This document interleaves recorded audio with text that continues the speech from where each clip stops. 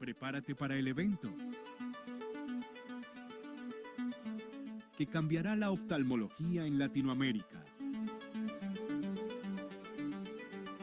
En el 2025, Lima será el epicentro de la innovación en salud visual. Del miércoles 24 al sábado 27 de septiembre, en los Delfines Hotel and Convention Center, en Lima, Perú, llega el primer Congreso y Curso Internacional Oftalmociencia Innova 2025. Primera Jornada Nacional de Investigación, Tecnología e Innovación Oftalmológica. Los más grandes expertos del mundo en oftalmología y tecnología médica, reunidos en un solo lugar. Conferencias magistrales. Avances tecnológicos de vanguardia. Ferias de innovación y tecnología. Cirugías en vivo a cargo de expertos. Talleres especializados. Y concursos de videos cortos y trabajos de investigación con más de $19,000 en premios. Forma parte del futuro de la oftalmología junto a los líderes de la industria. Oftalmociencia Innova 2025. La innovación oftalmológica empieza aquí. Únete y sé parte de este gran evento. Entérate más en nuestro fanpage Oftalmociencia Innova 2025.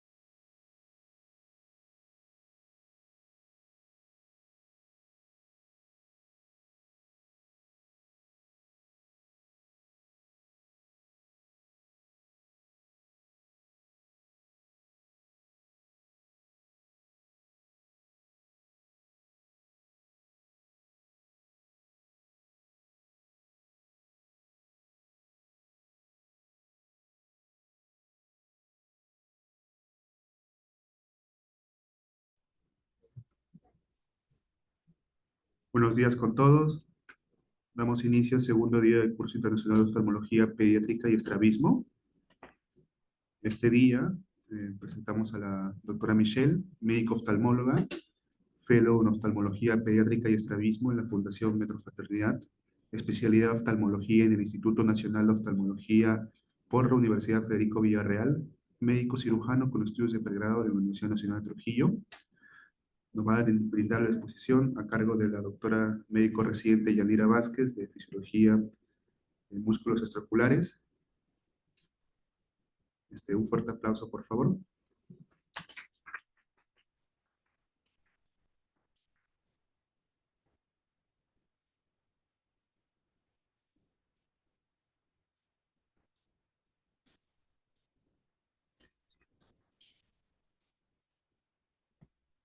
Buen día.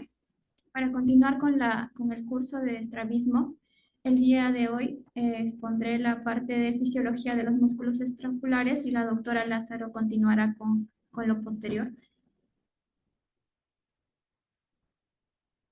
Los objetivos de la charla son los siguientes: describir la acción primaria, secundaria y terciaria de cada músculo extraocular, explicar las leyes que rigen el movimiento monocular y binocular y reconocer las posiciones de la mirada.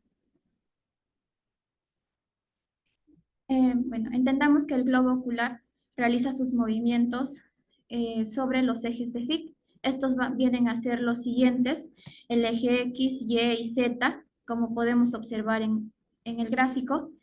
Además, estos se asientan sobre el plano de listing, que tiene como centro, valga la redundancia, el centro de rotación del globo ocular. Y bueno, también viene a ser la intersección de estos planos. Aquí podemos observar el eje X, que viene a ser el eje transversal, en el que se van a dar movimientos de elevación y de depresión. Por otra parte, tenemos al eje Y, que viene a ser el eje antero-posterior, en el que se van a dar los movimientos de torsión, tanto de intorsión, que viene a ser cuando el limbo superior rota hacia nasal, y el movimiento de extorsión, donde el limbo superior rota hacia temporal. Y también tenemos al eje Z, el eje vertical, en el cual los movimientos dados son el movimiento de abducción, cuando el globo ocular rota hacia temporal, y el movimiento de aducción, cuando el globo ocular rota hacia nasal. Recordemos algunos conceptos.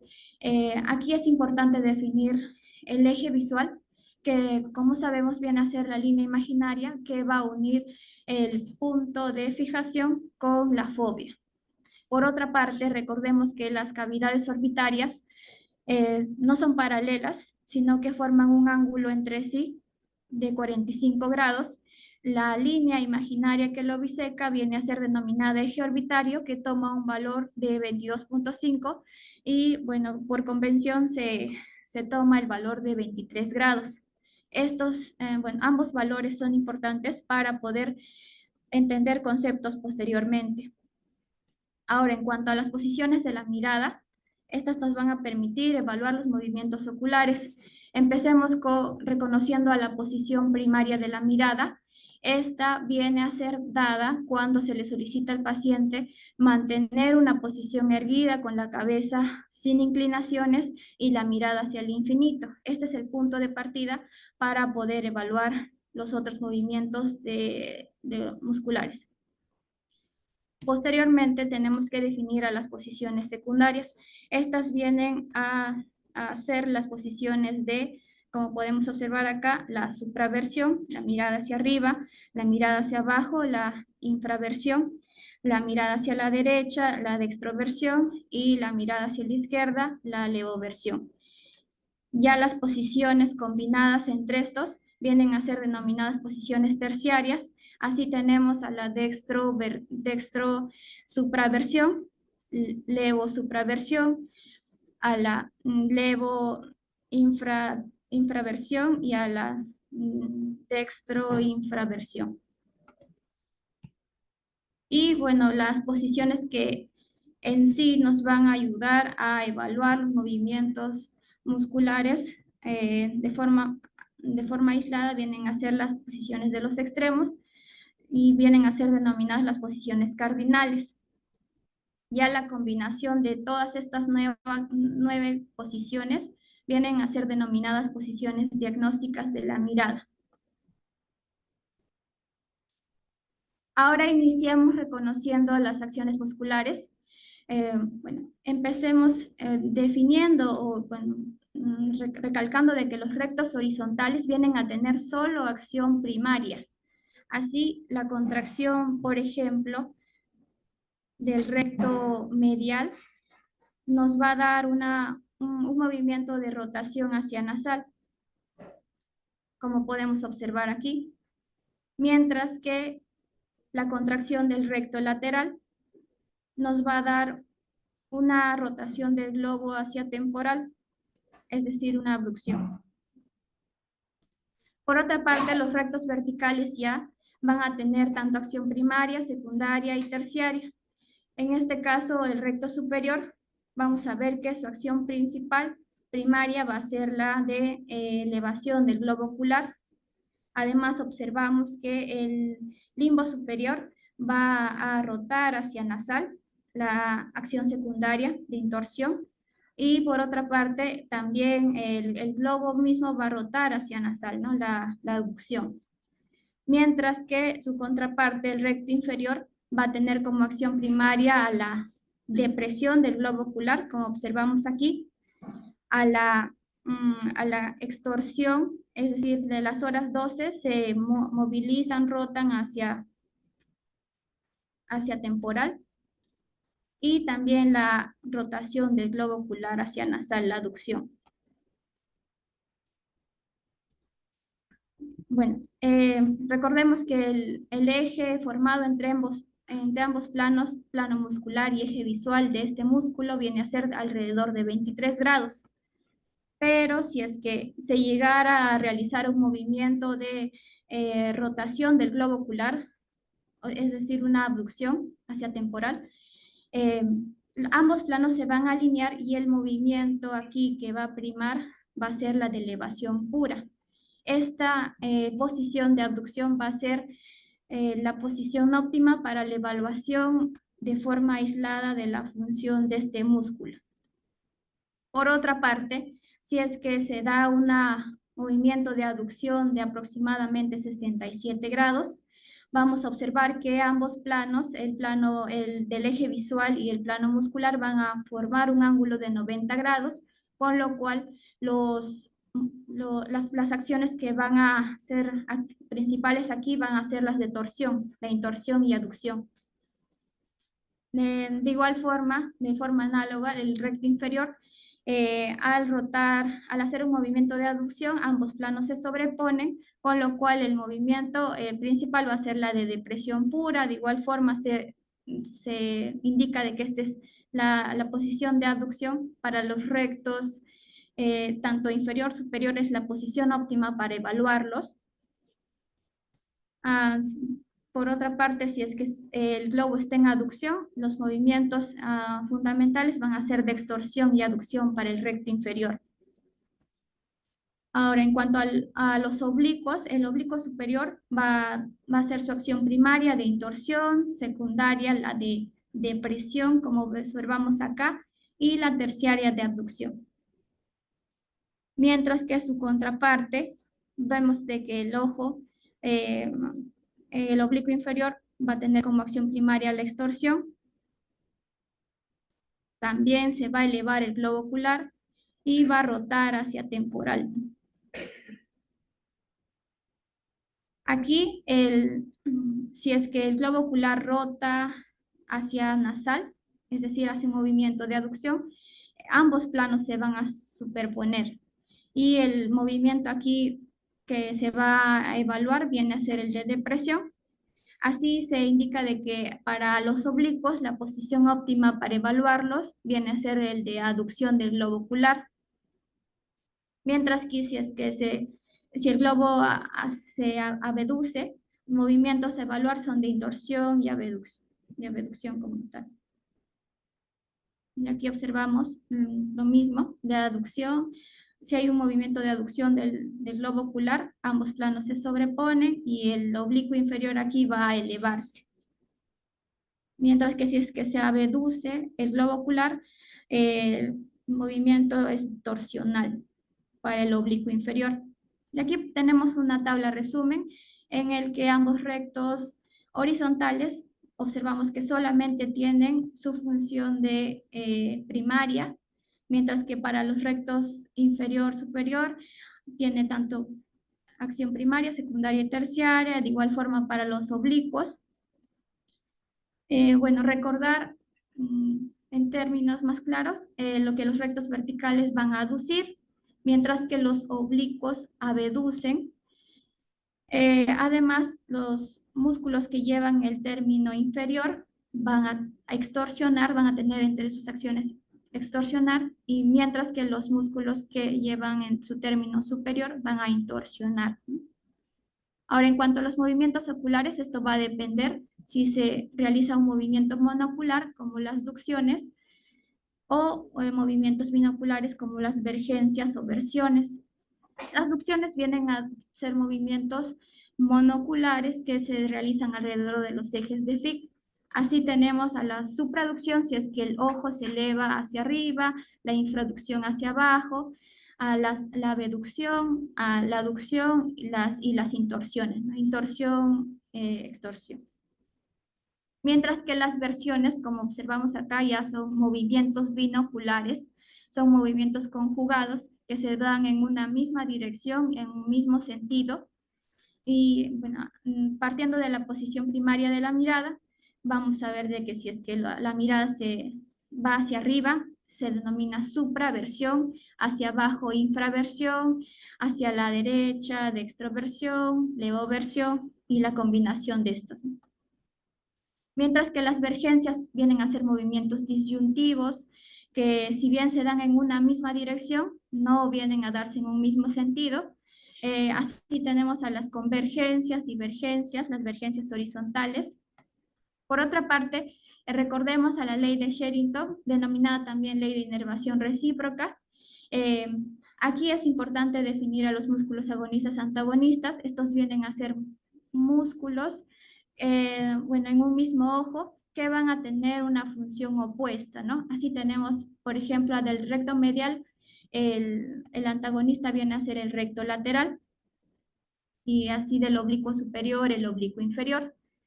La ley de Sherrington nos quiere indicar de que mientras que para un músculo agonista hay un aumento de la inervación, para su antagonista hay una disminución de la inervación de este, con el fin de llevar el ojo a una determinada dirección. Mientras que la ley de Hering es para los movimiento binocular, nos indica de que hay una inervación similar, simétrica, para músculos que van a llevar la mirada hacia una determinada posición. Aquí es importante recordar el término de los músculos yunta, que son esos músculos que en conjunto nos van a permitir llevar la mirada hacia una determinada dirección, ¿no? Por ejemplo, tenemos para llevar la mirada hacia la derecha, en el ojo derecho va a actuar el recto lateral, mientras que para el ojo izquierdo va a actuar el recto medio. Si es que deseamos llevar la mirada hacia arriba a la derecha, en el ojo derecho vamos a ver que actúa el oblicuo inferior, mientras que en el ojo izquierdo va a actuar el recto superior. Esos vienen a ser los músculos yunta. Ahora, para terminar, voy a realizar algunas preguntas a mis compañeros. Me gustaría que me respondan. A ver. Rocky, ¿me puedes indicar qué músculo estaría afectado acá?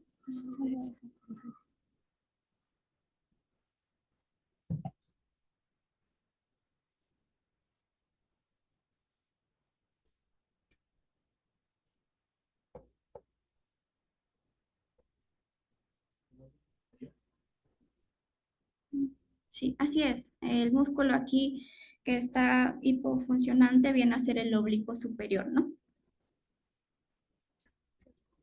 Ya. Bueno, para terminar, daremos las conclusiones. Recordemos que los rectos horizontales tienen acción única, mientras que los rectos verticales y oblicuos presentan tanto acción primaria, secundaria y terciaria. La ley de Sherrington rige el movimiento monocular y se asocia al músculo antagonista-agonista. La ley de Hering rige el movimiento binocular y se asocia a los músculos yunta. Estos son los músculos que presentan simétrica inervación y que dirigen la mirada hacia determinada posición. El punto de partida para evaluación de los movimientos oculares es la posición primaria de la mirada y debe realizarse la evaluación de tanto posiciones secundarias, terciarias, cardinales. Ahora daremos pase a la doctora Lázaro Ordóñez Michel para continuar con la exposición.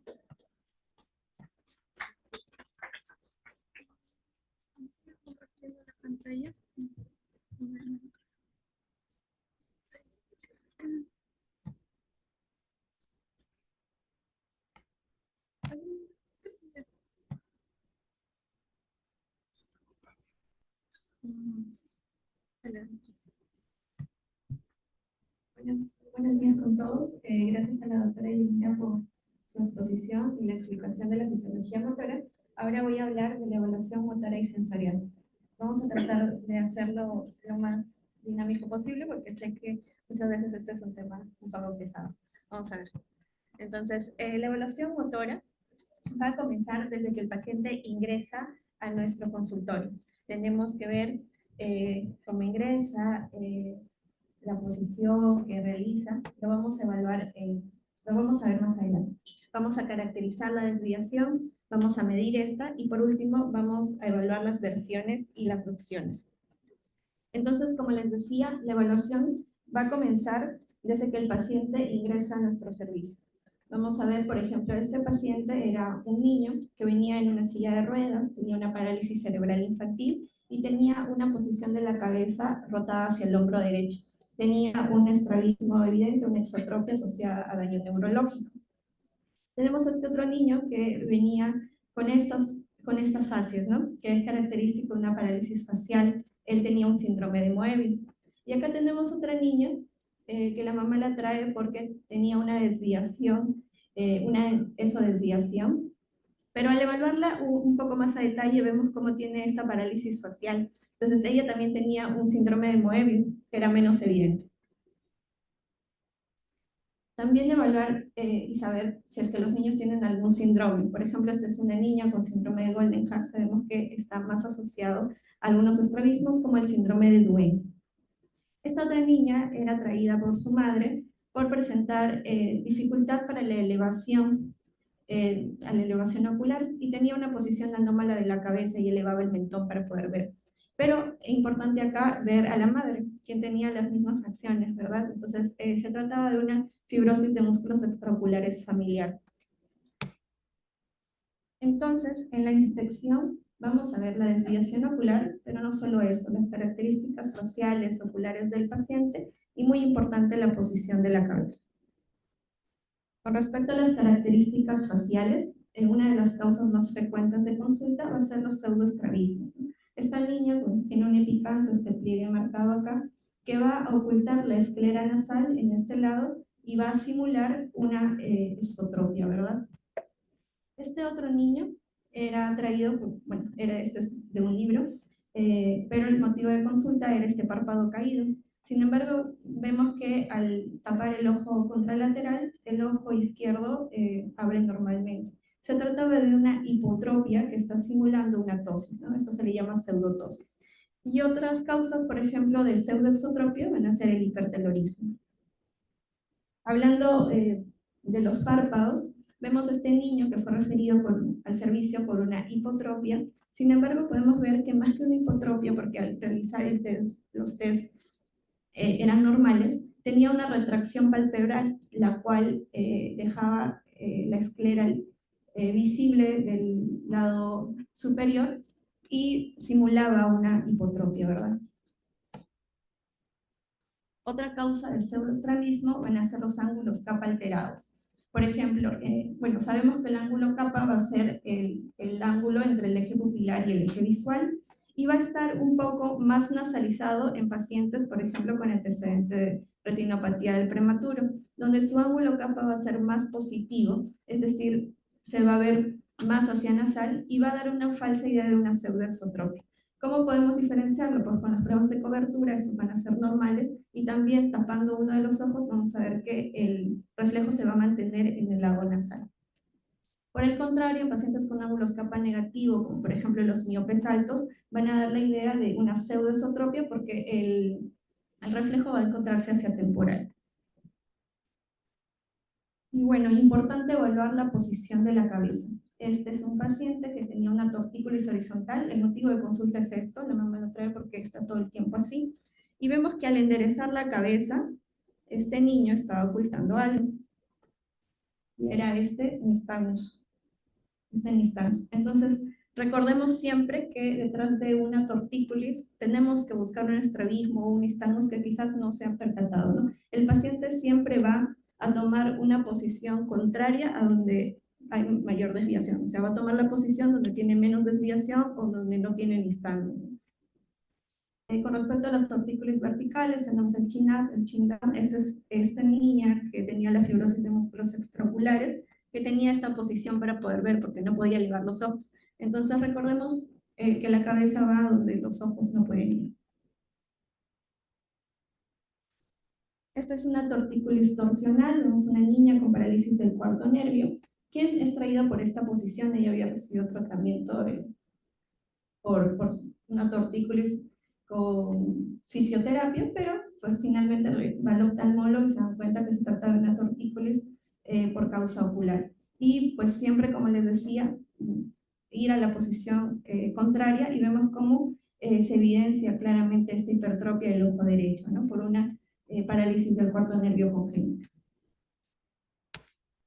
Importante, en la posición de la cabeza es una fotocortesía de la doctora Andrea Molinari, una paciente de ella que venía por esta tortícolis. Importante tapar el ojo no fijador o cualquiera de ellos, y vamos a ver que el paciente va a erguir la cabeza, ¿no? Eso nos dice que es una causa ocular y descartamos otras causas de tortícolis.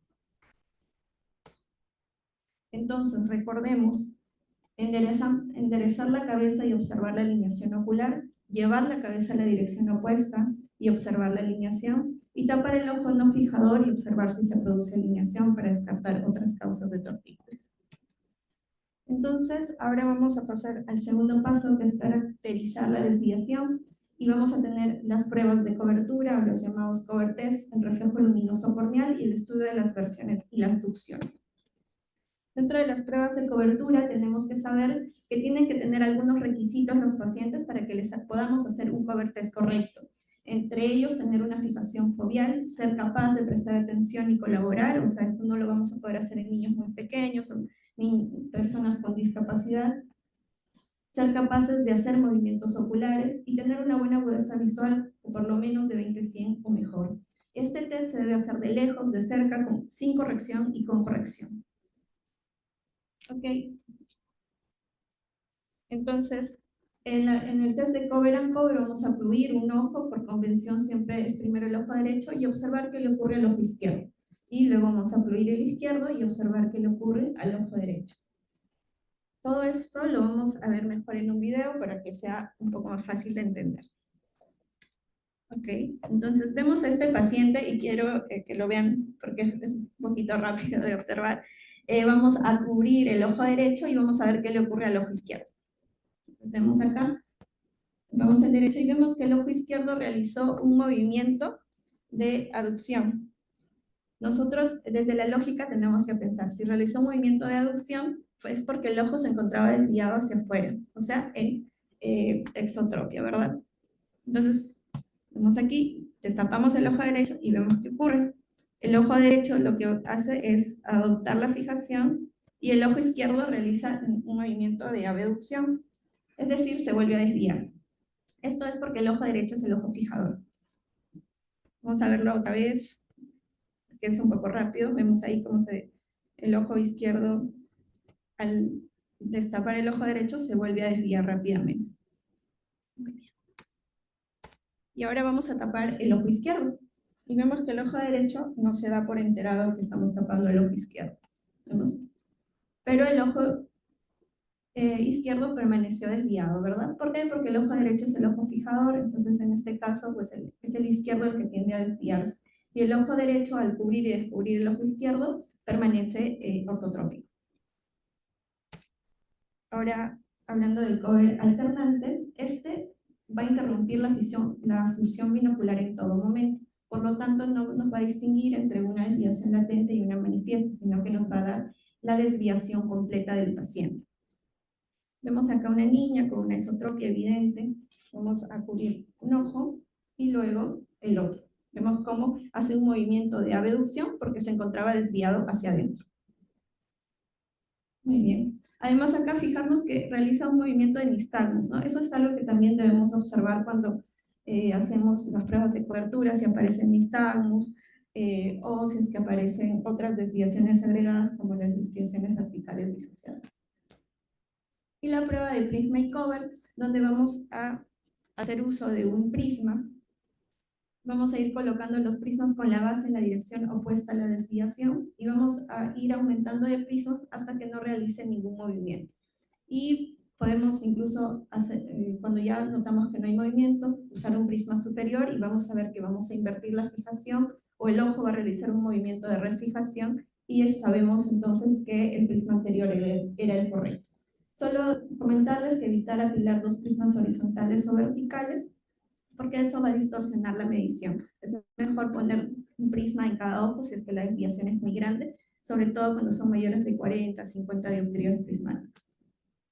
Esto es solo para decirles que estas pruebas se tienen que hacer en las 9 posiciones de la mirada e incluso se habla de también la cabeza inclinada hacia el lado derecho o hacia el lado izquierdo, que es la maniobra de Wilczowski, donde también se debería hacer estas pruebas. Entonces le pedimos al paciente que mire de frente, para evaluar la mirada hacia arriba, que pegue el mentón hacia su pecho, o que lo eleve para evaluar la mirada hacia abajo, y no olvidar las posiciones de rotación hacia el hombro. Ahora, hablemos de las pruebas de la luz corneal, del reflejo de la luz corneal, y estos son los conocidos test de Hirschberg y Klinsky. El test de Hirschberg, como ya sabemos, va a evaluar el reflejo luminoso corneal y dónde se encuentra, ¿no? Si es que se encuentra en el borde pupilar, va a ser de aproximadamente 15 grados la desviación. Si se encuentra en medio del iris, de 30 grados, y si se encuentra en el limbo, de 45 grados. Acá tenemos unos casos, una exotropia de 15 grados, vemos acá el reflejo luminoso, acá el reflejo luminoso en medio del iris, una exotropia de más o menos unos 30 grados, que equivalen a unas 60 dioptrías en promedio, y acá una exotropia mucho más marcada, ¿no? Y con respecto al test de Klinsky, vamos a usar el reflejo luminoso corneal, pero le vamos a agregar un prisma. Esto lo vamos a hacer principalmente en pacientes en los que no podemos hacer el cover test porque no cumplen los requisitos que ya expliqué. Tenemos esta pequeñita que tenía 10 meses con una esotropia congénita, donde se hizo un test de Klinsky, ¿no? Porque obviamente no iba a colaborar. Muy bien. Ahora vamos a pasar al estudio de las versiones. Esto lo explicó muy bien Yanira.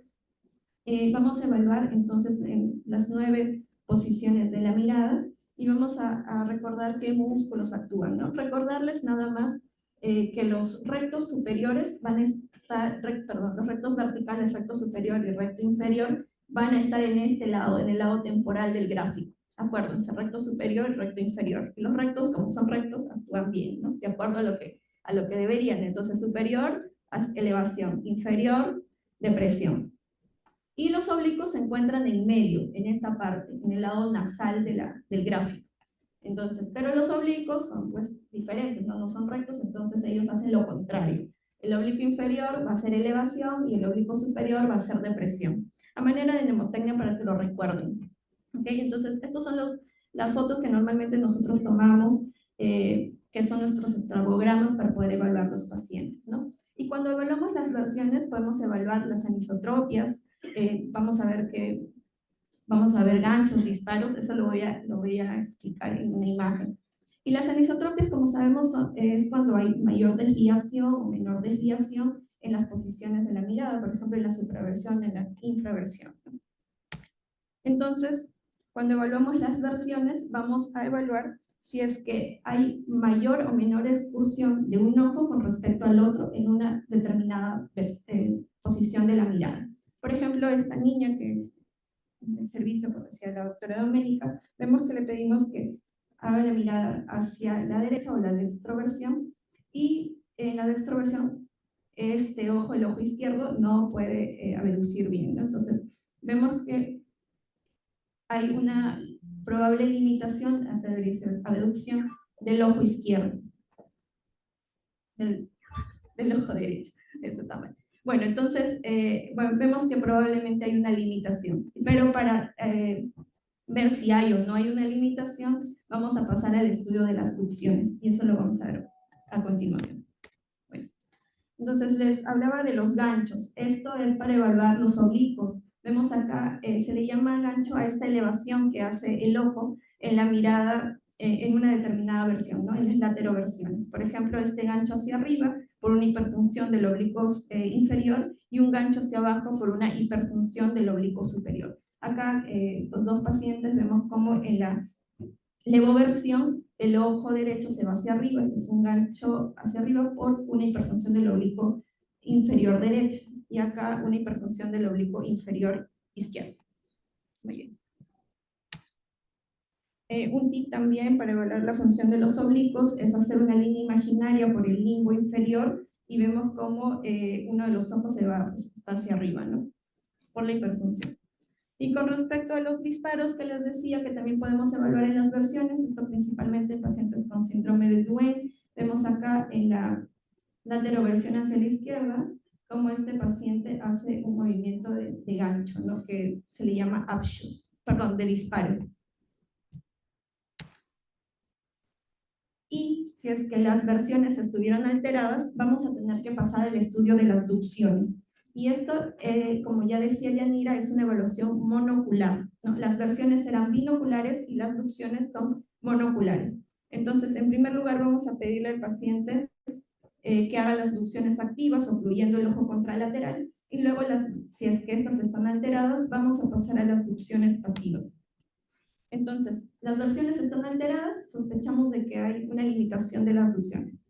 Nos vamos a las ducciones activas, pedimos que las realice, y si esto está alterado, vamos a pensar que es una limitación de la ducción y nos vamos a las ducciones pasivas. Si las ducciones activas están normales, probablemente hay una hiperfunción de los músculos yunta que cuando hacen las versiones aparenta ser una limitación de la ducción. Entonces, las ducciones pasivas tenemos la ducción forzada y el test de fuerzas generadas. En las ducciones forzadas vamos a principalmente diferenciar si hay una parálisis o una restricción. Entonces, en la ducción forzada colocamos la pinza en el lado contralateral del músculo, o en el lado opuesto del músculo que queremos evaluar, y vamos a tirar de este lado hacia el músculo. Y vamos a ver si es que encontramos una restricción o no. Entonces, por eso este gráfico, ¿no? Como estamos tirando y el ojo está cruzadito de brazos y se no está haciendo nada, por eso es pasivo. Y en el test de fuerzas generadas, vamos a pedirle al paciente que realice un movimiento hacia el lado opuesto del músculo que queremos evaluar, y vamos a colocar la pinza en el lado del limbo del músculo que queremos evaluar. Y ahora vamos a pedirle que realice el movimiento hacia el lado del músculo. Y vamos a sentir si existe o no un tirón para evaluar si hay o no función muscular. Esto lo vamos a ver acá mejor en un video, el test de deducción forzada. Este es un video del doctor Juan Cuadros, cortesía de la doctora Doménica. Y vemos cómo en este caso están usando dos pinzas para poder llevar el ojo hacia nasal, para evaluar la abducción, evaluar la aducción, y vemos cómo también va a evaluar la elevación y la depresión. Entonces, este es un test de deducción forzada. Vemos acá cómo está evaluando la depresión y la elevación del ojo. Y con respecto al test de fuerzas generadas, ya les decía que vamos a sentir el tirón en la pinza. Si es que hubiera tirón, quiere decir que no hay parálisis, y si es que no hay un tirón, es decir, el ojo no mueve nada, pues probablemente es una parálisis. Ahora vamos a pasar a la exploración sensorial, y esto lo vamos a hacer una exploración monocular para evaluar la preferencia de fijación, y una exploración binocular para evaluar supresión, fusión y diplopia. Con respecto a la presencia de la fijación motora, vamos a evaluar si existe un ojo fijador o si este alterna. Entonces, esto lo vamos a hacer con la prueba de cover and cover que ya expliqué, pero vemos acá cómo esta niña al ocluir el ojo derecho, el ojo izquierdo adopta la fijación, y al desocluirlo el ojo izquierdo mantiene la fijación. Sin embargo, al tapar el ojo izquierdo y al desocluirlo, vemos como el ojo derecho es obligado a tomar la fijación, pero al desocluirlo rápidamente el ojo izquierdo vuelve a tomar la fijación. Y con respecto a la fijación sensorial, esta puede ser central estable, central inestable, una fijación excéntrica o una visión excéntrica. La central estable es cuando hay congruencia entre el eje visual y el objeto de fijación. Por lo tanto, esta va a tener seguridad y permanencia. La inestable es cuando está asociada a nistagmus. La fijación excéntrica y la visión excéntrica se diferencian entre sí porque en la visión excéntrica hay la presencia de una lesión orgánica en la fobia. Entonces, ambos se están fijando con una área extrafobial, pero en la visión excéntrica hay una lesión orgánica. Vamos a verlo aquí. Entonces, ¿cómo podemos evaluar la visión excéntrica o la fijación excéntrica? Lo vamos a hacer mediante la visoscopía. Para esto necesitamos un oftalmoscopio directo y vamos a poner en esta opción que tenemos acá, esta es una imagen del oftalmo del servicio, y vemos cómo esta es la luz que va a salir. Entonces le pedimos al paciente que mire esta estrellita y vamos a acercarnos a mirar el fondo del ojo, ¿no? Esto va a ser más fácil hacerlo dilatado. Vemos aquí cómo si es que esta estrellita coincide con la mácula, es una fijación central estable. Si la estrellita está por fuera de la mácula, pero no hay lesión orgánica evidente, es una fijación excéntrica. Y si está por fuera de la mácula, pero hay una lesión orgánica evidente, es una visión excéntrica. Y si hay una desviación ocular evidente, como acá, si esto fue antes de los 5 años, probablemente debe haber una supresión. Pero si fue después de los 5 años, el paciente probablemente va a presentar diplopia. Entonces, ¿qué es la diplopia? Rápidamente, sabemos que las fobias son puntos correspondientes y por lo tanto van a dar una sola imagen. Sin embargo, cuando esto se altera, es decir, uno de los ojos está desviado, un objeto puede estimular la fobia del ojo desviado y otro objeto distinto estimular la fobia del ojo fijador. Por lo tanto, se van a superponer dos imágenes. A esto le llamamos confusión. En la práctica, esto realmente casi no existe, no existe por los mecanismos compensadores. Y la diplopia ocurre cuando un mismo objeto estimula la fobia del ojo fijador y otra área extrafobial del ojo desviado, que va a dar una imagen un poco borrosa. Y a esto le llamamos diplopia.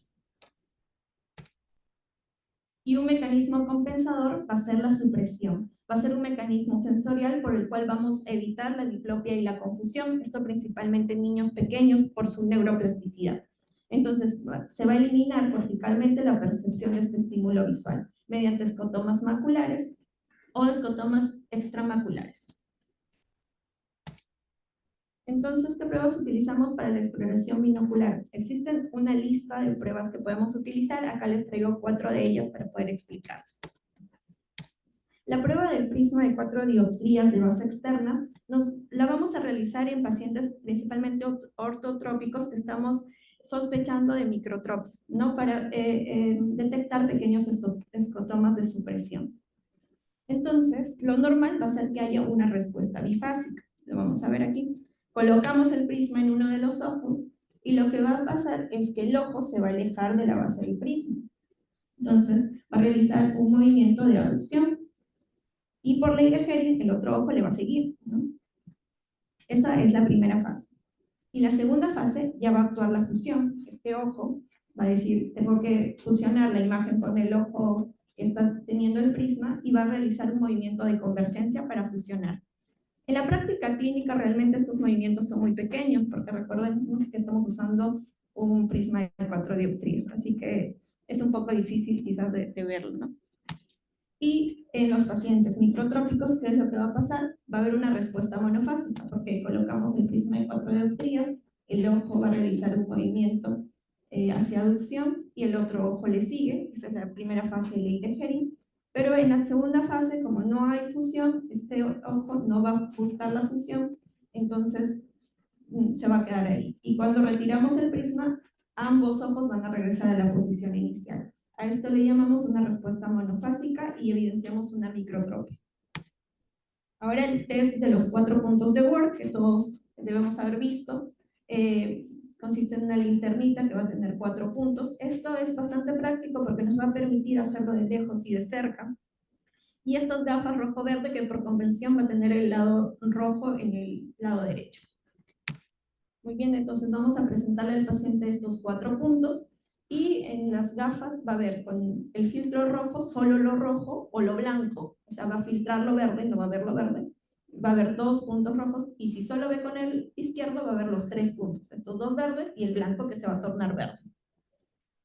Ok, Entonces le preguntamos al paciente, ¿cuántos círculos ve? Él nos puede responder 2, 3, 4 o 5 círculos. Entonces, si ve 2 círculos, pues ya no tenemos que preguntarle más. Está suprimiendo el ojo izquierdo porque solo está mirando con el derecho. ¿Okay? Si ve 3 círculos, está suprimiendo el ojo derecho porque solo está mirando con el izquierdo. Está viendo los 2 verdes y el blanco que se ha tornado verde, ¿verdad? Si ve 4 círculos, hay fusión porque está viendo el rojo, los 2 verdes y el blanco lo va a ver entre un color rojo-verde, como un intermedio de los colores. Y si ve 5 círculos, ahí sí le tenemos que preguntar los colores de los círculos y la disposición de estos. Porque si ve los rojos en el mismo lado, o sea, en el lado derecho, va a tratarse de una diplopia homónima, es decir, una esodesviación. Si ve, por el contrario, los rojos al lado izquierdo, es una diplopia heterónima o cruzada. Eso se va a llamar exodesviación, cruzada X, exo, para que se acuerden. En los casos de estrabismos verticales, el paciente, el ojo que está abajo va a ser el hipertrópico.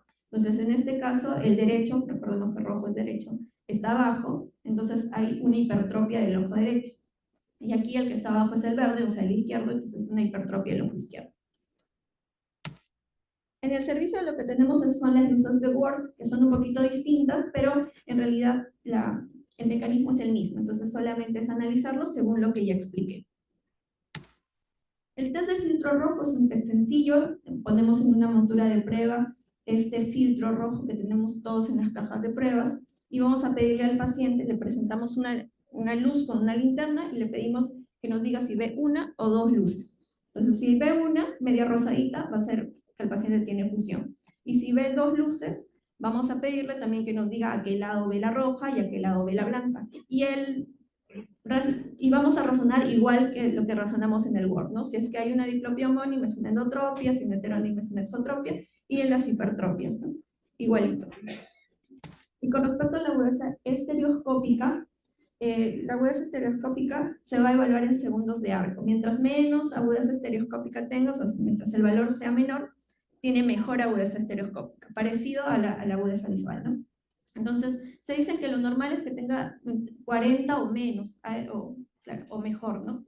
Que 40 segundos de arco. El test de TIMUS, ampliamente conocido por todos, donde le pedimos al paciente que coja las alitas. Esto va a ser una estereopsis más gruesa, que va a dar aproximadamente 3000 segundos de arco, y vamos a tener estas dos áreas donde vamos a evaluar menores segundos de arco, o sea, mayor estereopsis. Este test, el test de Lang, me parece que es uno de los más sencillos para evaluar porque son figuritas, no necesitan lentes especiales y al niño se le pide que vea las figuritas, que identifique las figuras. Obviamente no se ven tan claras como acá, sino se ven como en 3D y el paciente tiene que buscarlas. Entonces los niños más pequeños colaboran muy bien con el test de Lang.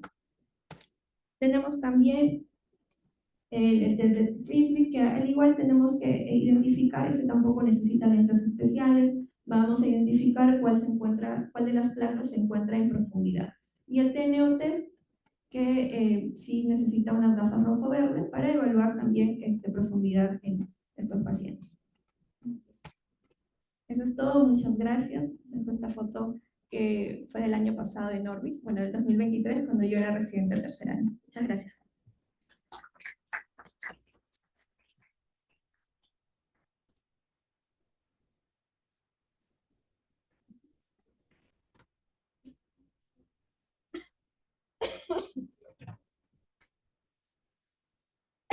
¿Una pregunta? Bueno, muchas gracias Michelle y Yanira por la exposición. Este es uno de los temas más difíciles, arduos, en estrabismo. Ha estado muy bien explicado. Nos vale de tener a Michelle de vuelta, ¿no? Para que fortalezca también el servicio. Hemos puesto el curso en nombre del doctor Cuadros porque fue un gran maestro, nos enseñó bastante, ¿no? Lo hemos recordado casi en esos textos. Siempre tenía algo que enseñarnos en el doctor. Bueno, la charla bastante interesante, ¿no? Es una evaluación completa, ¿no? Ya ven que a veces se le percibe, ¿no? No estamos escuchando que hay algo detrás, ¿no? Bueno, hay aplicativos también, ¿no? En el celular que con eso podemos hacer el seguimiento de pacientes y también nos permite hacer un poco más académico, ¿no? El seguimiento, incluso la cirugía y ver los resultados. Por ejemplo, el 9 Gaze, que nos dibuja todo nuestro programa. En las 9 posiciones actualmente han aumentado también el tiempo de Chomsky, ¿no? Donde se puede ver con el giro de cabeza. Y también si el paciente presenta alguna posición de tortícolis, se puede ver ahí si hay algún tic, ¿no? Está agregado en el aplicativo. Hay otro aplicativo que se llama TIL, donde se pueden medir los grados de tortícolis, ¿no? Pues son bastante interesantes, esos están libres y en cualquier tipo de celular. Ahora en el iPhone tiene el MDI, donde se puede ver el físico exactamente cuántos grados tiene, ¿no? Entonces son aplicativos bastante interesantes que también nos permiten hacer el seguimiento y la evaluación de los pacientes. Bueno, ha sido una charla bastante grande, porque es un tema complejo. Ha estado bastante bien explicado. Ahora, en el caso que presentó Yanira, yo creo que de todas maneras, o sea, no podemos solamente guiarnos con una imagen para saber qué músculo está alterado, ¿no? Porque si bien de repente el oblicuo superior se ve como que hipofuncionante, pero puede ser que sea el recto inferior que está hiperfuncionante, ¿no? Entonces hay que hacer diferentes maniobras, evaluación en otras posiciones de la mirada para tener el diagnóstico final. Bueno, no sé si hay más preguntas o comentarios. Muchas gracias por la exposición.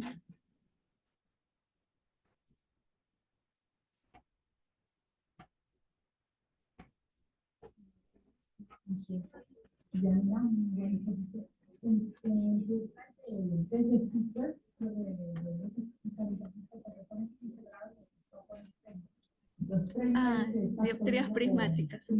Sí, dioptrías prismáticas. Es como la equivalencia aproximada entre los grados y las dioptrías prismáticas, que aproximadamente es por 2. Incluso hay unas tablas donde son más exactos, pero eso es para recordarlo. En el caso de Yanira, sí, pues también podría haber sido hipertensión del discurso inferior. Sí. Había varias opciones. Sí, más que todo era para una parte didáctica para los residentes, para que identifiquen.